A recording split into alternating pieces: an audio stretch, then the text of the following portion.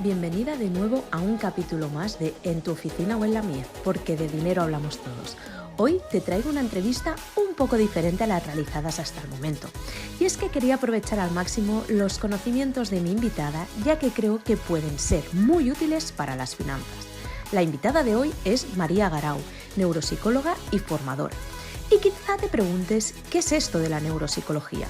Pues decirte que, como habrás podido intuir por el nombre, se trata de una rama de la psicología que relaciona las bases cerebrales con la conducta.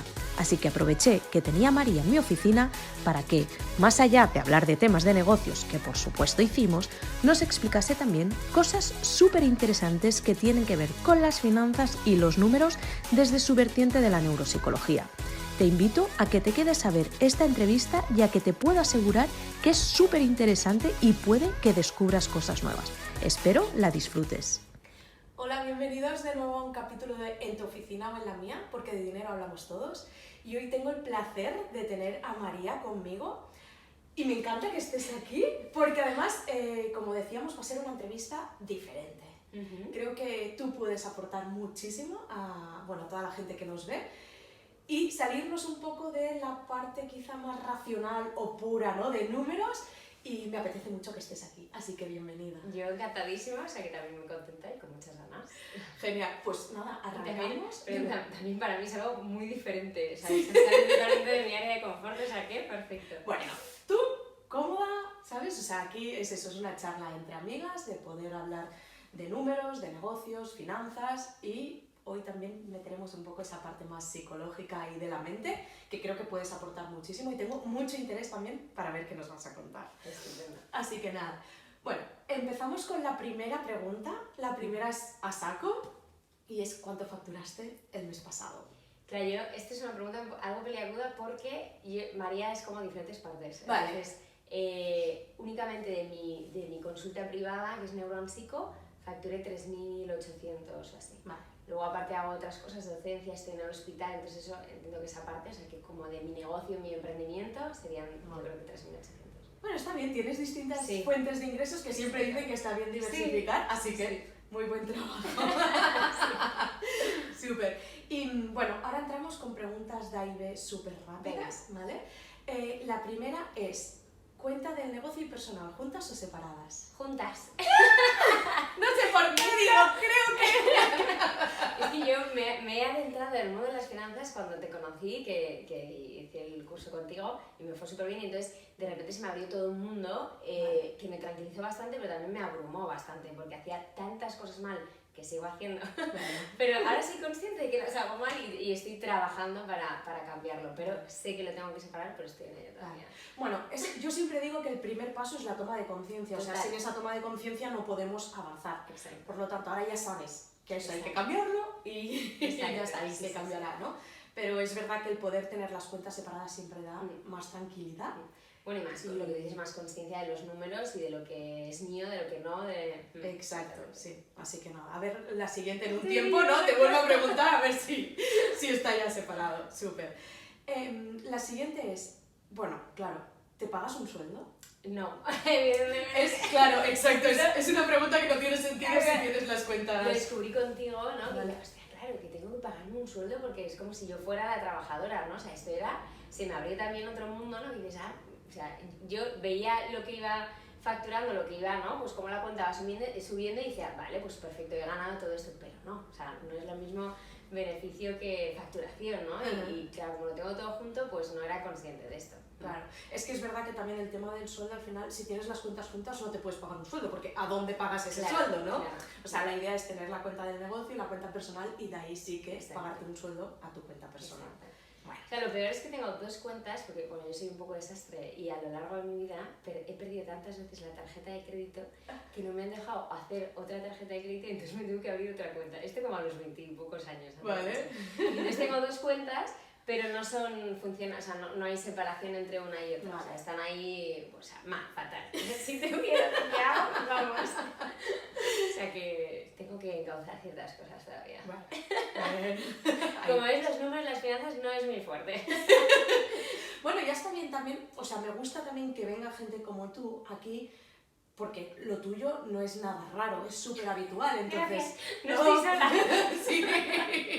Entonces, creo que también es interesante el poder traer aquí gente que se encuentre en esa situación, porque así mucha gente también que nos ve se va a dar cuenta de que es eso, pues que no está sola y que realmente pues hay otra gente igual, ¿no? Y eso también pues ayuda quizá, ¿no? A no sentirte tan mal. Ayer cuando me enviabas las preguntas, no decía, Dios mío, pero si es que lo hago todo mal, o sea, no tengo nada bien. Sí. Bueno. Y por último, ¿los precios visibles o no los sueles poner? No los suelo poner, no sé si es que hay un falso mito, porque he hablado con, ¿no? Dentro de la psicología, de los psicoterapeutas que yo conozco, tengo las dos vertientes, gente que ya en la web pone el importe y hay gente que no, la mayoría que no, y no sé muy bien si es real o no, si es necesario, ¿no? Si es este miedo que tenemos a mostrar el precio, no lo sé, pero no lo pongo. Vale. Bueno, no, aquí no hay ni bien, o sea, no hay nada que esté ni bien ni mal, ¿no? Simplemente saber un poquito, a veces poner los precios lo que te permite es filtrar, ¿no? Ya que no te ven la gente que no está dispuesta a pagar lo que tú... ¿Sabes qué pasa? Que en psicología hay un punto que es el contacto, que esto, claro, entonces si tú ya por el precio, la gente ya ve el precio y se tira para atrás, muchas veces en el primer contacto que yo hago una llamada telefónica ya haces un pequeño match, ¿no? Que la gente ya se engancha y esto hace lo que, pues que te animes, ¿no? Que a lo mejor de otra manera pierdes ese contacto. Bueno, es verdad que es eso, que en la psicología como que es más importante el feeling que haya, ¿no? Entre paciente y psicólogo, que no tanto el tema económico. Yo es que además es verdad que yo voy al psicólogo, tengo mi psicóloga y yo también cuando la conocí me dije, me da igual lo que me pidas. Yo, ¿sabes? O sea, me gustas, ha habido buen rollo, creo que me puedes ayudar y creo que eres la persona y ya está, ¿no? Sí. Y para mí, como es algo tan importante en mi vida, yo siempre digo que antes recorto de restaurantes o de cualquier cosa que recortar de mi psicóloga. O sea, es como, eso es intocable, bien, ¿sabes? Bien, o sea, muy bien. No, lo tengo como... Bueno, pues para mí es muy importante, entonces prefiero dejar a lo mejor de salir con amigos, si por lo que sea no tienes dinero, que no dejar esa pata. Pero al final cada uno tiene sus prioridades. Exacto. Y ahí decide, ¿no? Entonces, pero es verdad que ahí en vuestro caso, pues quizá es mejor no poner ese filtro de precio porque efectivamente... No lo sé, yo tengo colegas que sí que lo hacen, entonces no sé muy bien cuál es la estrategia de marketing. Habría que ver si los que lo ponen son los que tienen realmente precios bajos.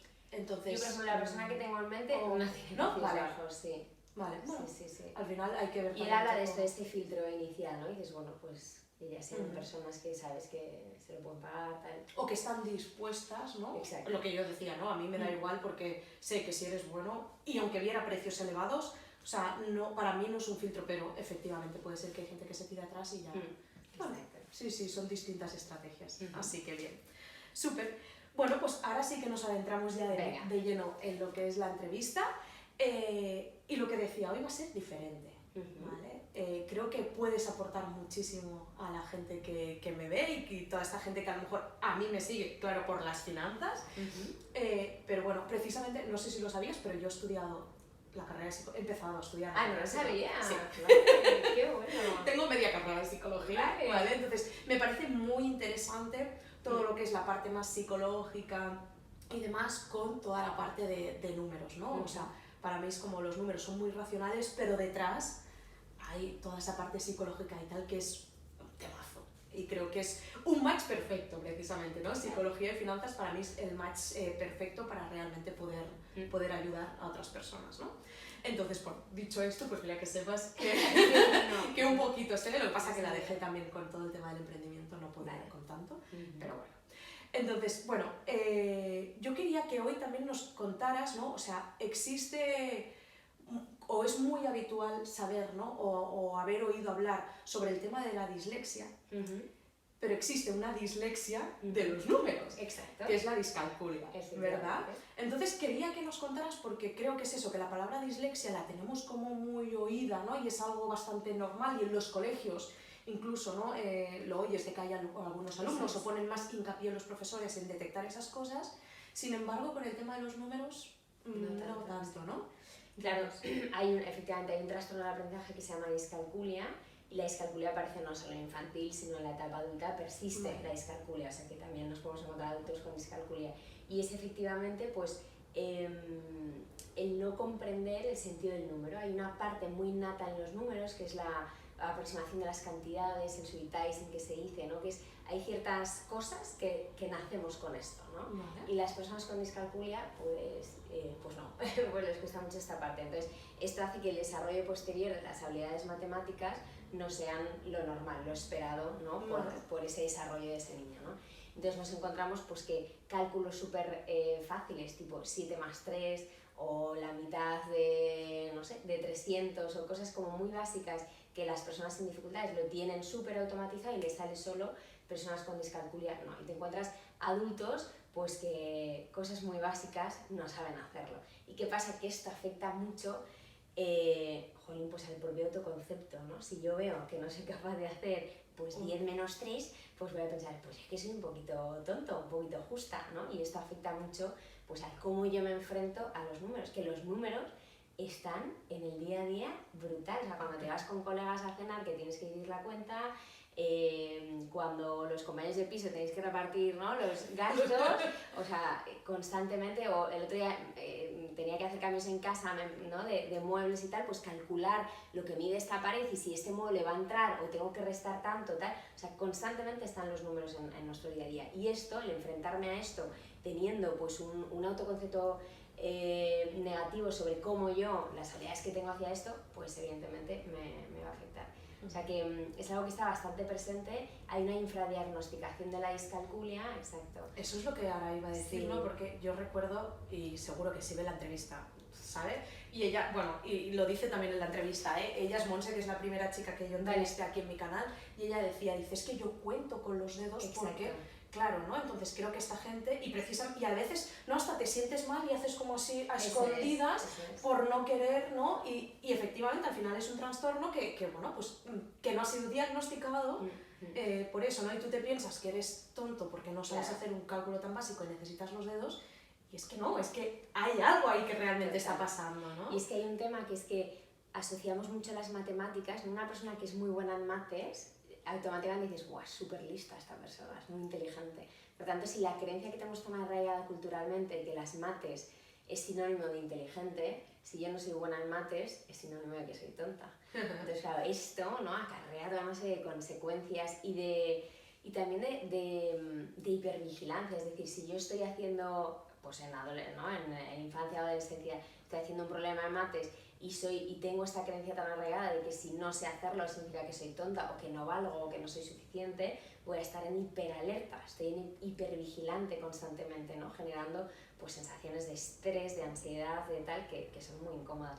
De hecho, las matemáticas están súper relacionadas con la ansiedad y con el estrés. O sea, hay estudios que hablan que la exposición a las matemáticas incrementa niveles altos de ansiedad y de estrés, incluso con reacciones fisiológicas del cuerpo, o sea que es una pasada. Sí, lo que nos despierta las mates. Madre mía. A mí me encanta, pero pero no. Es decir, yo como me gustan tanto y siempre las he disfrutado tanto, que también considero que hay parte de la suerte que he tenido son los profesores de matemáticas que he tenido en el colegio. Creo que eso también... 100%. Sí, ¿no? Porque yo, por ejemplo, la historia la odiaba.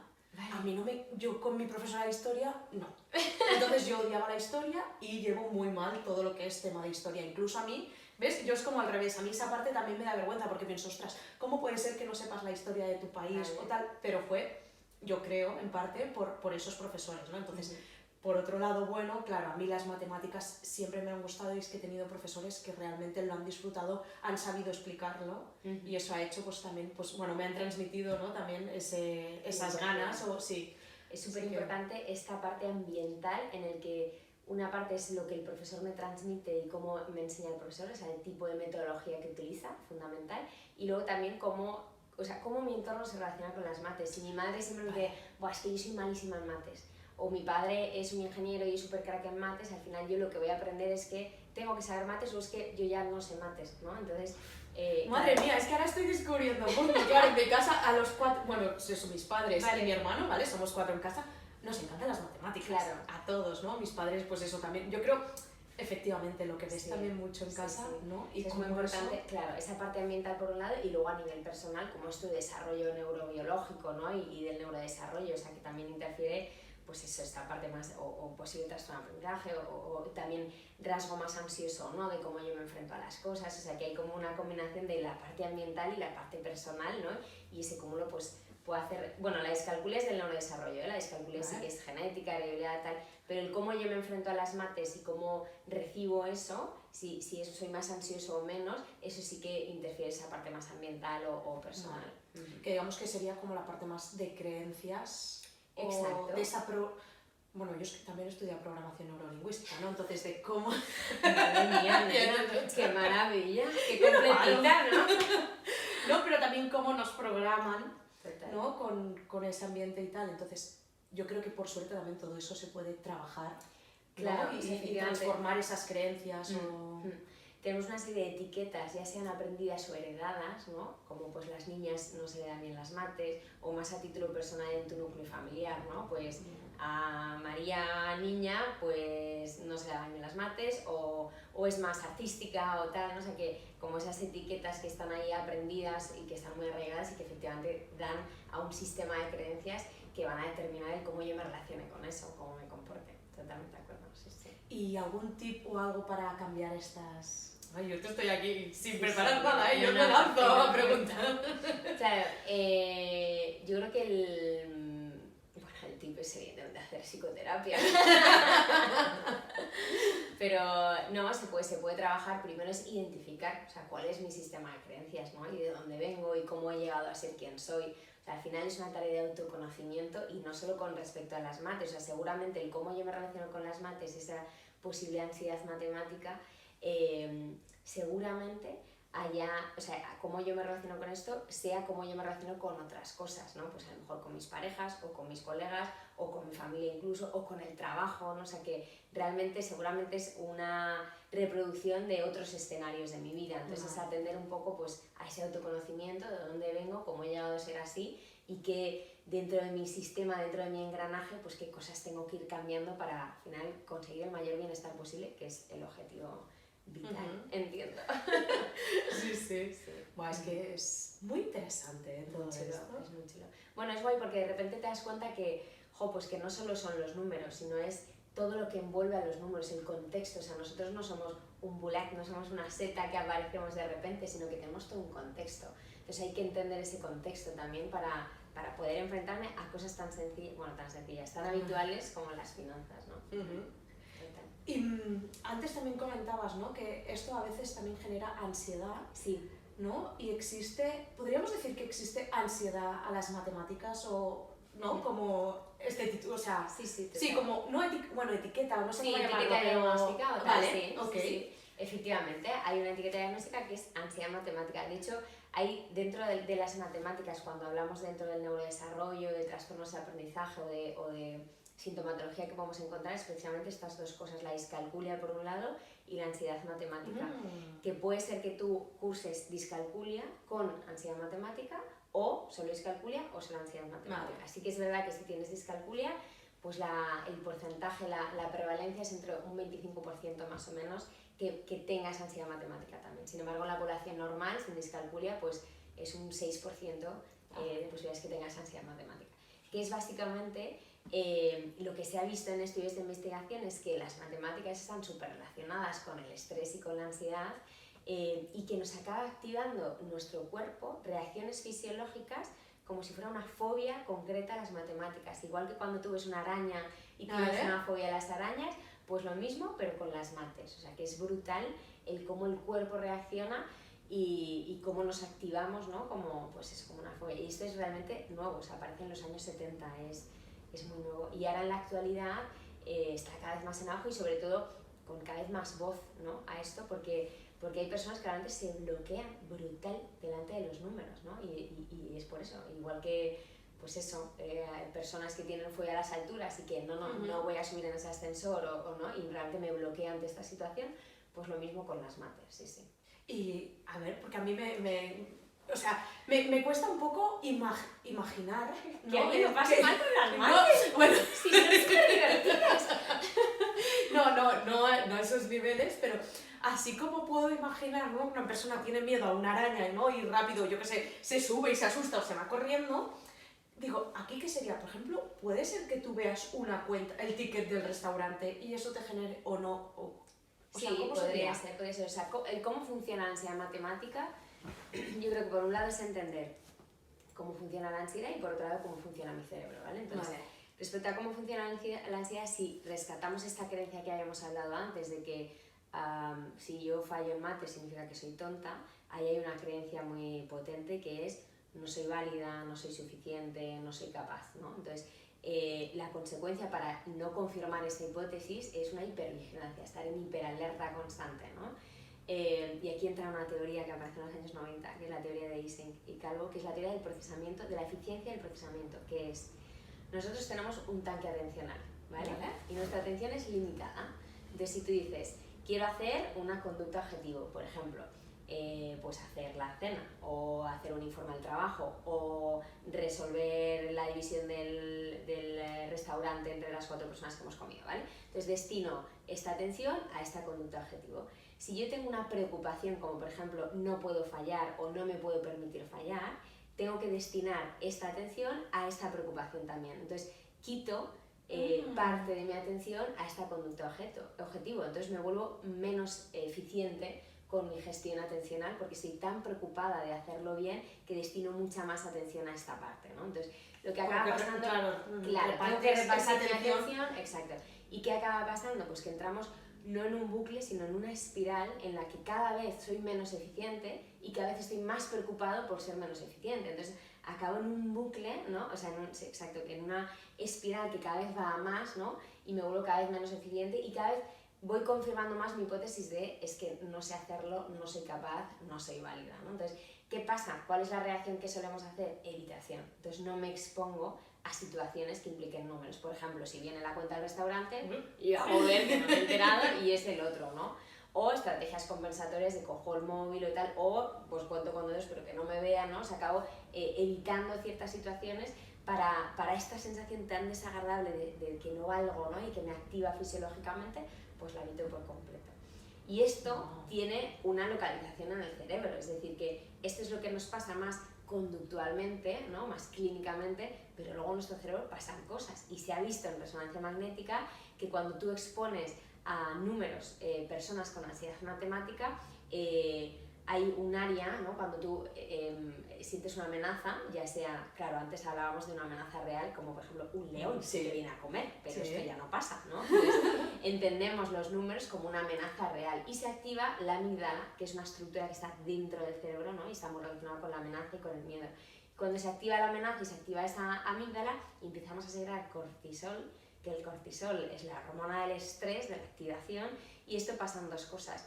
Uno que es que el hipocampo, que es el área relacionada con la memoria, se desconecta, digamos, o sea, se conecta menos. Por eso, cuando tú estás muy activado, dices, ostras, le he dicho esto a esta persona y no sé muy bien qué le he dicho o qué no le he dicho, porque esta parte de memoria dejamos de grabar la información, ¿no?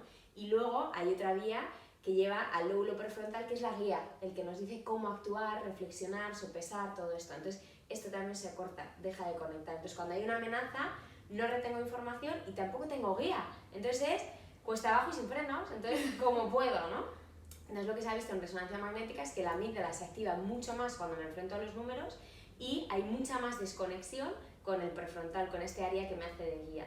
Y además el área implicada en los números, que es un área parietal que está más posterior, también hay una hipoactivación, se activa menos cuando hay este enfrentamiento a los números, ¿no? Y hay esta ansiedad matemática, o sea que hay una respuesta fisiológica, orgánica, sí, es una pasada. Me encanta y además me encanta cómo lo explicas. O sea, estaba pensando, ojalá te explicaran así las cosas de bien y tan fáciles de entender, ¿sabes? Porque precisamente, ¿no? Cuando empiezas, que si la amígdala, no sé qué, también a veces desconectas, ¿no? Con estas palabras, pero gracias por explicarlo así porque me mola un montón.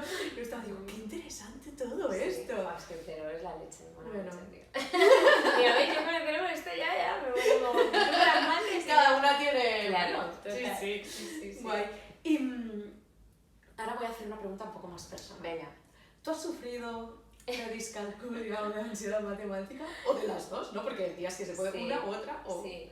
Pues un poquito de las dos, sí. La verdad es que sí. Y la discalculia hace muy poco que soy consciente, o sea, hace Bueno, desde que empecé a estudiar más la discalculia, yo por mi parte, o sea, yo trabajo con infantil por un lado y trabajo con trastornos de aprendizaje y luego con adulto también y con psicoterapia, ¿no?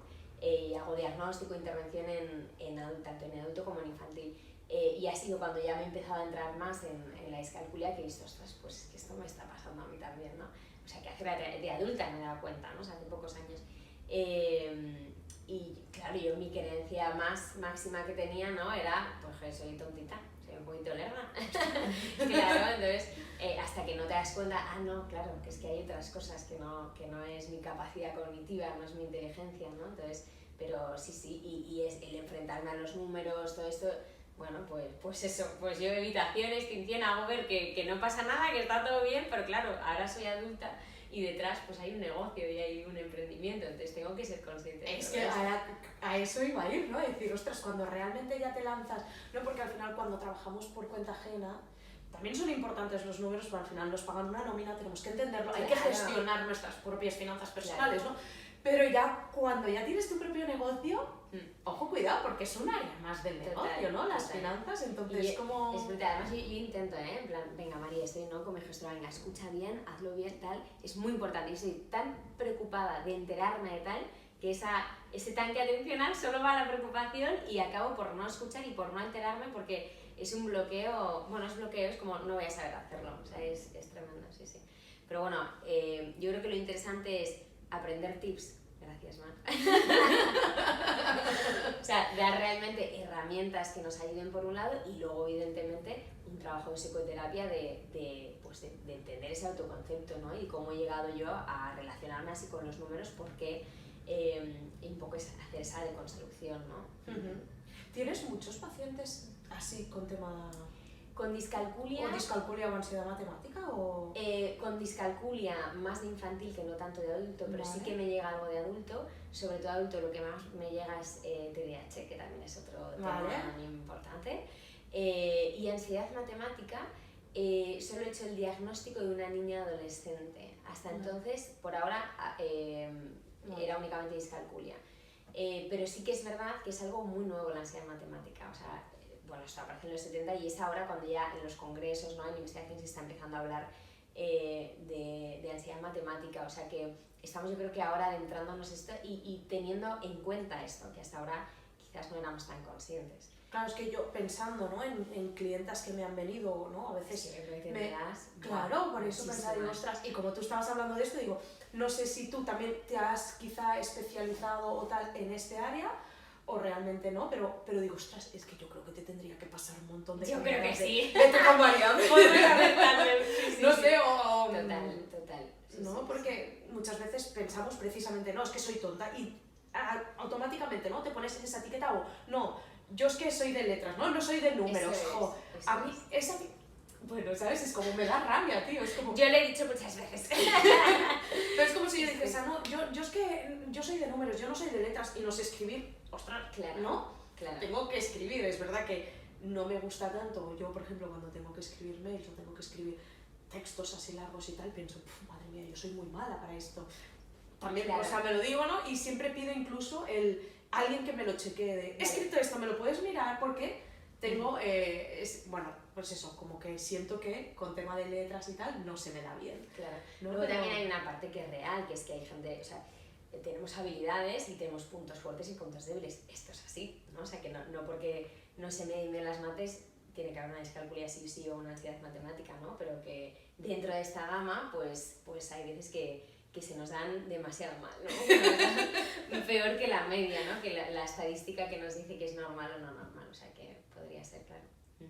Qué interesante, pero sí, a lo mejor hacemos ahí algo. Yo creo que juntas, es que tú te debes de encontrar, claro, gente además muy perdida, que además seguro que te dices, pero Dios mío, ¿cómo puede ser que hagas esto? O ¿cómo puede ser que esto no te hayas dado cuenta, no? O sea... Claro, a ver, creo que tampoco llego a pensar así o con ese juicio, ¿no?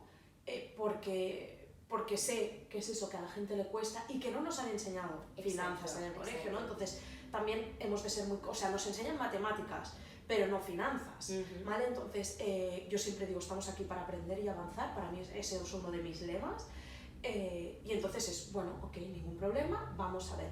sí que es verdad y es algo que poco a poco yo también voy aprendiendo y es que es eso, para mí es algo muy fácil, pero para la gente no lo es. Claro. Por lo tanto, también de ir escuchando mucho a mis clientas me he dado cuenta que tiene que ser un proceso como más lento, ¿no? Y de ir interiorizando, ¿no? Y de, bueno, yo hay veces que digo, no, esto, yo si quieres en un día nos ponemos y lo hacemos, ¿eh? Pero no así, ¿no? Pero yo puedo, claro que puedo, pero no, porque la gente necesita precisamente de ir interiorizando su proceso, ¿no? Entonces, es también incluso el viraje que voy a hacer del negocio, de poder ir haciendo ese acompañamiento más lento, pues eso, para que también la gente no se agobie tanto, ¿no? De mierda, que no me entero, que no, y eso te pueda generar más ansiedad, que lo que no quiero es eso precisamente, o sea, lo que quiero es lograr quitar esa ansiedad. Bueno, ¿no? dotar de esas estrategias, ¿no? Que a lo mejor no tenemos, bueno, que a lo mejor que no tenemos porque no nos enseñan, ¿no? Y esto también nos baja mucho la inquietud y la abrumación, porque es que es esto, ¿no? Delante de esos Excels tan maravillosos que tú presentas,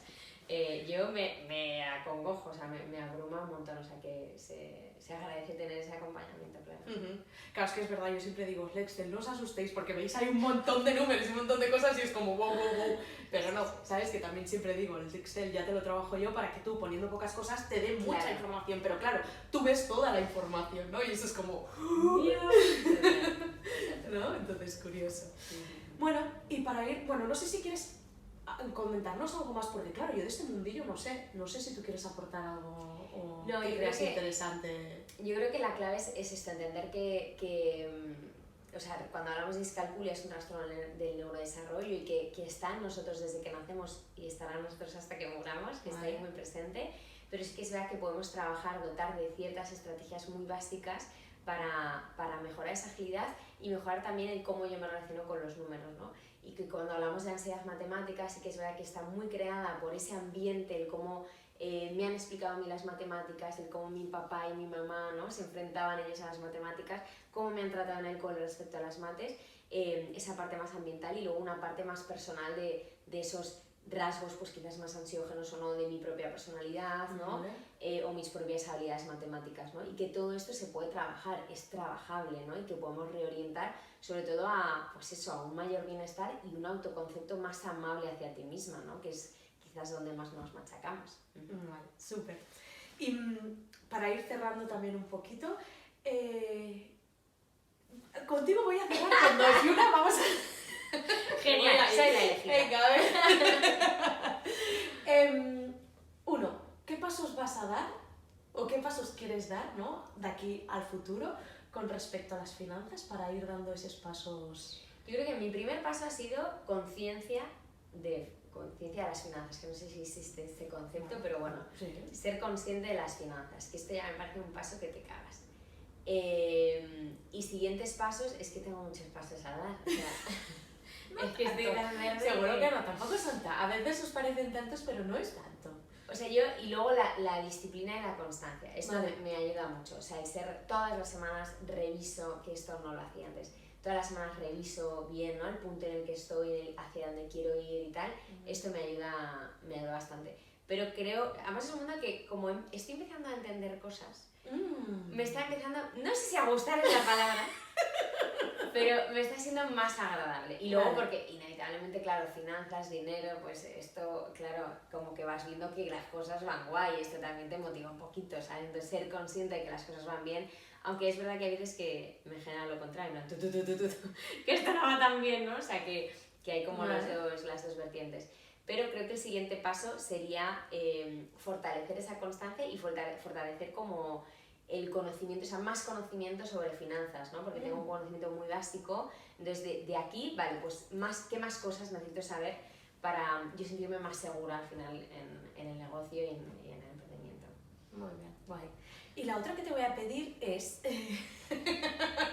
A ver.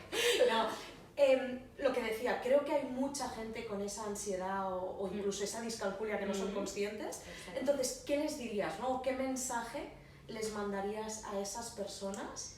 Yo creo que el primer paso para tú saber si hay o no, primero es hacer una exploración neuropsicológica, o sea, animarte a contactar para hacer una exploración, porque eso te va a determinar cuál es tu foto de tu perfil cognitivo, o sea, cuál es tu perfil cognitivo, y esto saber de dónde vienes, cuál es tu base, ¿no? Es como cuando te hacen en el médico una resonancia magnética y te hacen una foto del cerebro, pues lo mismo, pero de cómo ese cerebro se va uniendo, ¿no? Digamos, o sea que la exploración neuropsicológica que te permite determinar, pues eso, cómo funciona tu cerebro, básicamente. Y con eso te da un punto de partida y cómo empezar a trabajar. ¿Qué es lo que necesito empezar a trabajar? O sea que yo creo que el mensaje es animarte a contactar para hacer un diagnóstico y a partir de ahí hacer un plan de intervención. Claro, yo lo que estaba pensando, ¿no? Es como que no piensen que son tontos. Exacto. ¿No? Que realmente lo que puede haber puede ser un trastorno o puede haber algo ahí que se pueda trabajar, ¿no? Total. Entonces no pienses de, no, es que yo soy tonta con los números o con las matemáticas y ya está, y nos quedemos ahí en, no, es que yo no valgo para esto, y ahí me quedo con eso, ¿no? Es como, ostras, no, miremos, ¿no? Exacto. A ver si realmente hay algo ahí detrás y ese algo se puede trabajar, ¿no? Has dado un punto clave, yo creo, y también como un paso previo que es, antes de contactar, hacer un diagnóstico, quizás ser consciente si necesito esto, y quizás una manera de ser consciente es ver qué cosas estoy evitando. O sea, si evito, ¿no? En qué momentos hago esa estrategia de evitación de no contactar con los números o que el otro, pasar al otro el marrón, o sea, ver un poco cómo yo me voy relacionando con esto y ver, porque a lo mejor si veo que, ¿no? Que sí que hay esas estrategias de evitación, pues a lo mejor ahí sí que, ostras, pues voy a revisar esto y en qué punto estoy, ¿no? Uh-huh. Me encanta, porque yo, claro, te escucho y mi cabeza se no, pero que además esto que acabas de decir es aplicable tanto con el tema de las matemáticas como un montón de áreas de tu vida, ¿sabes? Es como ver qué estoy evitando, qué no estoy evitando, cómo me estoy comportando, ya sea frente a los números, frente a la alimentación, frente al deporte, o sea, todas estas cosas, ¿no? Entonces, para mí es un tip como brutal, porque es aplicable a un montón de áreas. Al final áreas. Es autoconocimiento, para mí esta palabra yo me llena mucho la boca cuando digo, y a los pacientes y todo, es algo que trabajamos mucho, el autoconocimiento, o sea, saber de dónde vengo, cómo me enfrento a las cosas, qué estrategia tengo, qué recursos, o sea, es brutal el mirar hacia adentro, y de hecho muchas veces lo hacemos al contrario, que es miramos al otro y rebotamos mi emoción en el otro, ¿no? Cuando realmente hay que mirarse de dentro, o sea, esto que me está resonando a mí y por qué me está activando esto, ¿no? O sea, que mucho de trabajo hacia ti mismo. Qué guay. Bueno, María, pues ya está, hemos terminado, has visto que nada... me ha parecido súper interesante, la verdad que yo creo que alguna más habrá en un futuro, porque me parece muy guay todo esto que aportas y el tener esta otra visión, ¿no? De todo el tema de las matemáticas, las finanzas y demás, y creo que realmente a la gente también, porque somos desconocedores de ello, ¿no? Entonces el poder abrir así un poco los ojos y saber que ¿qué es eso? Pues que no somos raros, que a veces puede haber algo detrás y tal, me parece brutal. Así que gracias por venir aquí, por compartir este ratito y darnos toda esa información que, lo dicho, me parece brutal. Así que nada, un placer. Gracias a ti, el placer mío. Que vaya muy bien. Adiós, chao. Hasta aquí una nueva entrevista de En tu oficina o en la mía, porque de dinero hablamos todos. Recuerda dar amor a esta entrevista, compartirla con gente a la que creas que le pueda interesar y suscríbete a mi canal si quieres ser la primera en enterarte de todo. Nos vemos pronto.